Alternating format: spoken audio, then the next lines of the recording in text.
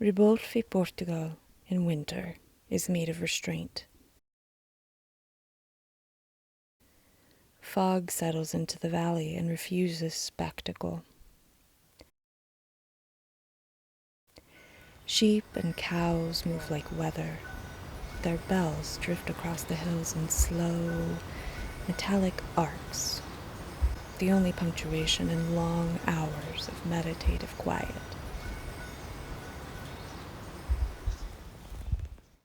Roads narrow into threads. Rain arrives without announcement and leaves the same way. Nothing here performs, but everything is in full majesty. From my window, I can watch the land breathe. I can hear time passing in increments too gentle to measure. The earth doesn't care if I'm compelling. It doesn't reward urgency. It doesn't ask me to translate myself. It simply goes on.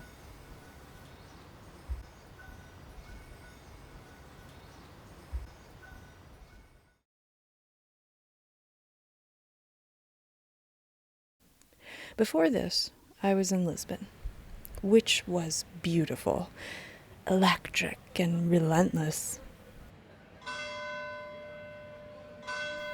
Every single step asked something of me. Whether it was a practical bracing of the ankle to stay upright and not slip on the beautiful but very uneven stone streets, or if it was getting out of the way on a very narrow sidewalk from a slow crowd of lost tourists. Every step asked something of me.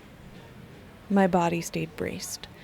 Within a few days, I came down with a terrible flu, and I tucked myself in with my fever and my fever dreams and my sweat and my chills into my musty, humid little apartment that I was so grateful to have, with the timeless brick arches above my bed and the shower with hot water that lasted about 2.5 minutes at a time, and the electric breaker that tripped when more than one appliance was plugged in.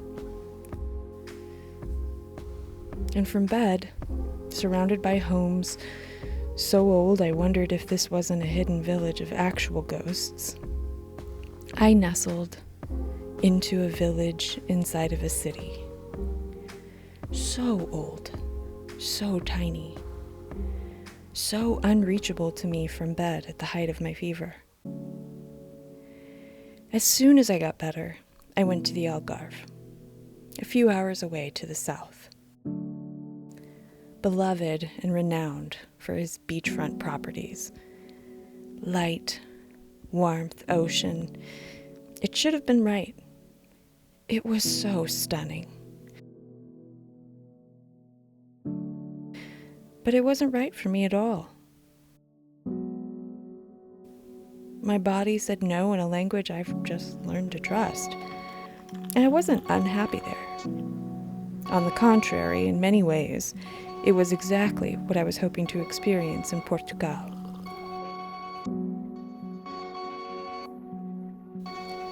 The view from my quaint and quirky little artist apartment, the chair that held me as I sat and wept with gratitude when I finally arrived after my first drive in Europe, which was during a heavy downpour for 5 hours through back roads.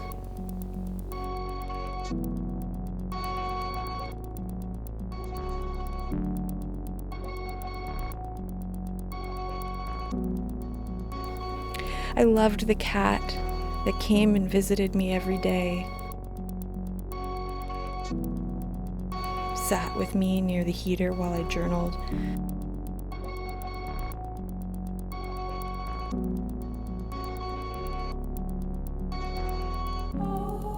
and purred above my head on the weeping chair when I meditated. The way the rain looked brighter because of the bright-colored orange tree outside of my window, full and heavy with ready, ripe orange fruit. and the way that I got to spend time at the nearby hotel spa Circuitu, healing in hot water and a Turkish bath. But I don't question why it wasn't right for me. I appreciated the place deeply and just had to trust some beautiful places are for me and some aren't. Travel is supposed to be expansion, but sometimes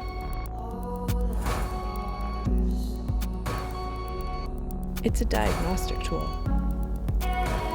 Sometimes the road doesn't reveal who you could become.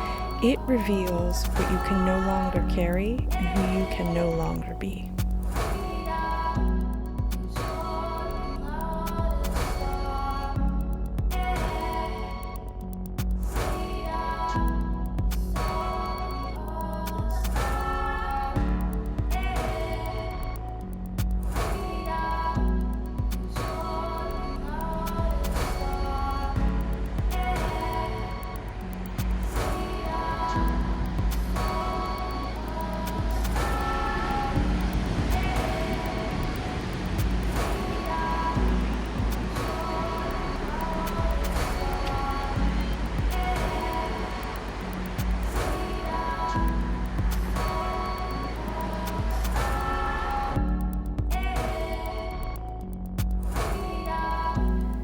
And I came here, all the way up north.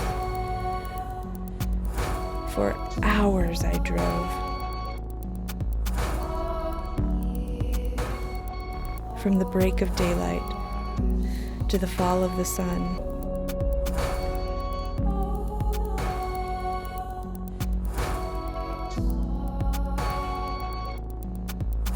And well into the night, driving straight up the mountain under a meteor shower. Sometimes the road grade looked as though I was driving directly up into the stars. I imagined the quinta I was headed towards nestled squarely in the landing zone of all those falling stars.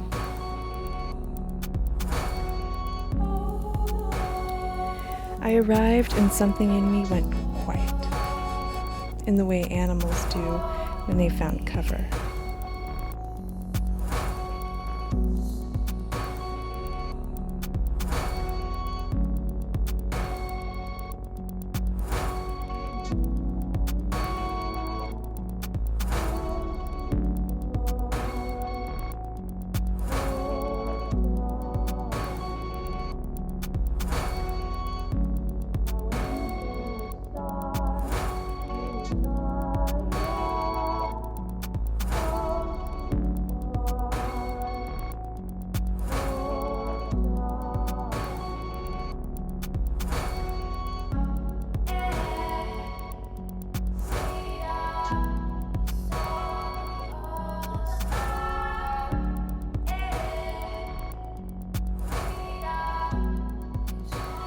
Once I settled into my room, I slept like a brand new baby in her mother's arms.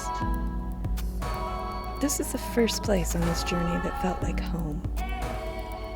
After 2 weeks and getting acquainted with being halfway across the planet from home, when I say it felt like home, I don't mean at all in a romantic sense, but a biological one.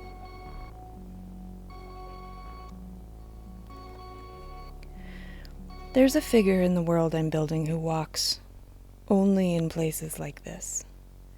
What I mean by the world I'm building is the one that helped me cope and survive while I was in bed when my old world, my old life, absolutely shattered and collapsed around me. And I couldn't do anything about it. It was agonizing. The world I'm building saved me. It taught me. And I'm so fortunate that I get to be out of bed after a great long pause of surviving and healing, where I understand it better now through experience and listening to my body. This world I'm building, I mean. I'm experiencing it parallel to the world we all share. And that feels like the most unique and unusual gift, I guess. So this figure, who walks only in places like this, doesn't ascend.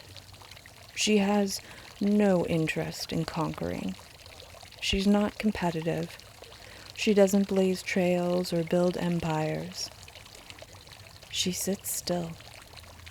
She listens for what has been here, longer than language. She can watch the process of a tree becoming, living a life, falling down, breaking down, rotting, becoming nutritious soil, and then a home for the next baby tree. I call her Eira of the Hollow Way. That's how you say it in Portuguese. But in English, it would be Eira. During my travels here, I've learned there's a little town called Eira, or Eira. But I haven't been. I'm not sure I have to go.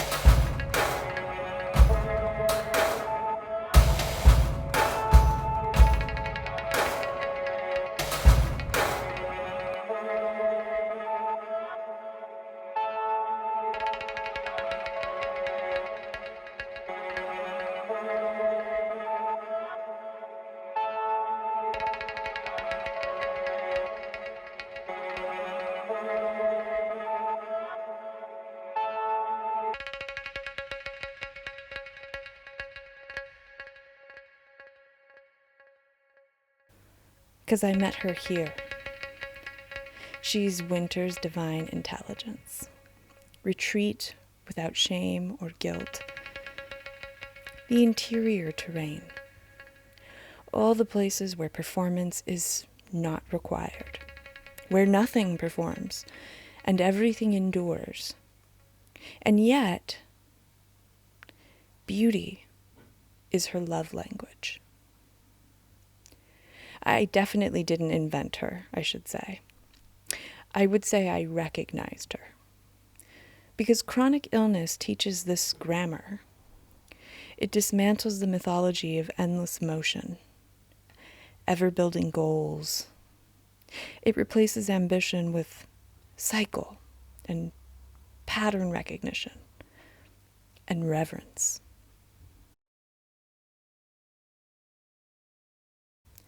It makes you fluent in thresholds. It reorients value away from output and toward attunement. And so does land like this.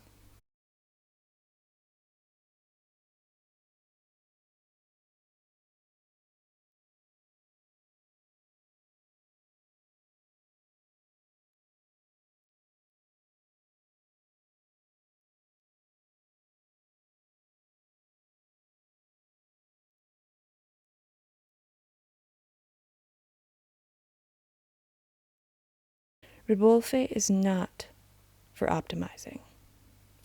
The Wi-Fi is touchy at best. The nearest grocery store is a 35-minute drive away on the other side of the mountain, down switchback roads, with the occasional wild boar just around a hairpin curve. It doesn't seduce. The old farmers will gladly herd their cows and sheep out of your way on these tiny thread roads. But they won't smile, and they certainly won't be patient if you take your time to grab a video or a picture. Yet this place doesn't pretend speed is virtue. If you need something, a local might bring it to you tomorrow. But it holds. The grandmother nature nuzzles her grandchildren. There's a calm here that feels absolutely ancestral. Not curated, not tranquilized, not packaged and sold.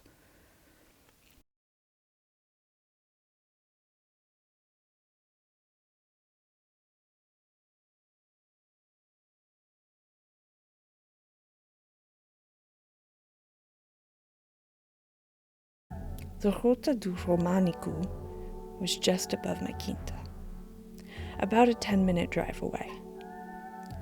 It's filled with ancient relics, stone churches from 1100 years ago, little farms from somewhere between then and now, but probably closer to then, that still stand, or half stand in some cases. Walls and property separation lines, stone that have weathered hundreds and hundreds and hundreds of winters with Eira. Rich with these tones and hues and layers of life and death and rebirth, like paintings ever remade.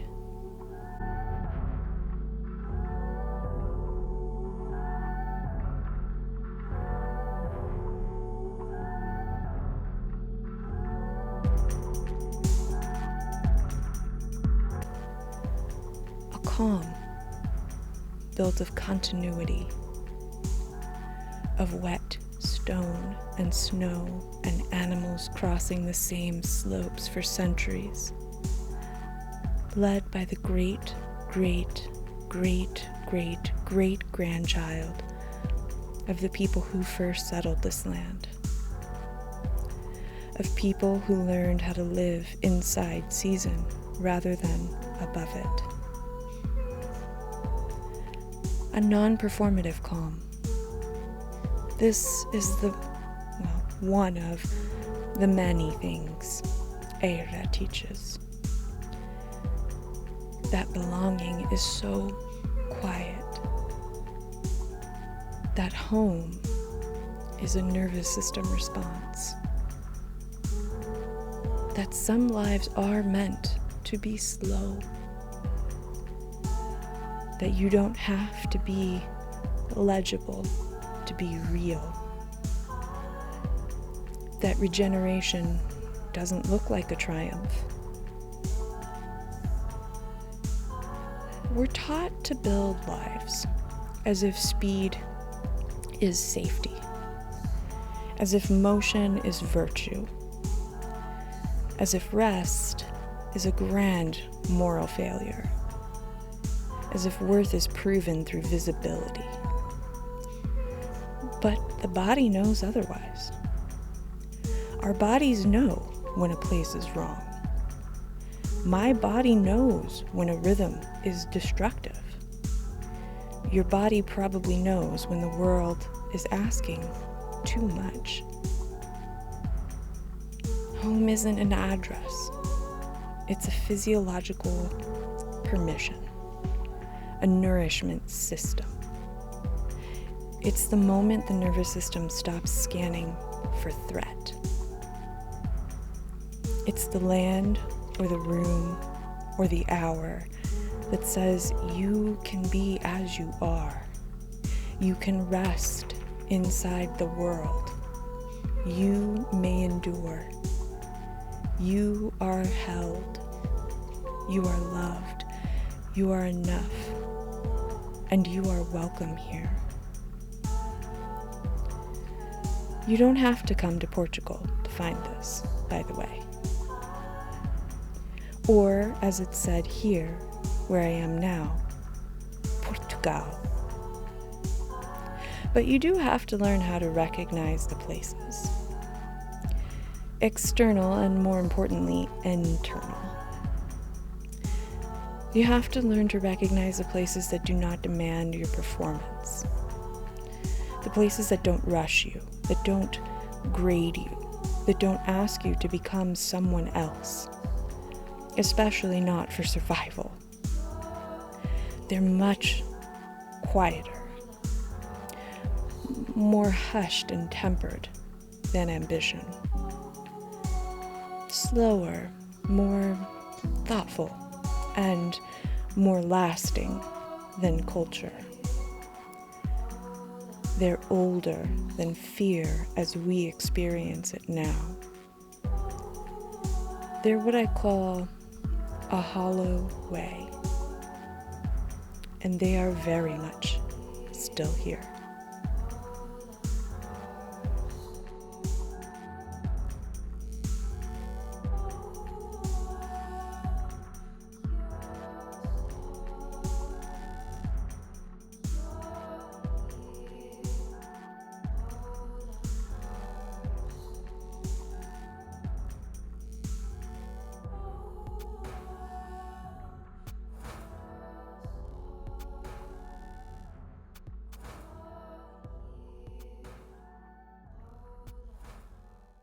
Our journey through Portugal continues next week. Subscribe to follow along, and do what you can to nourish yourself in the meantime. Thanks for being here with me.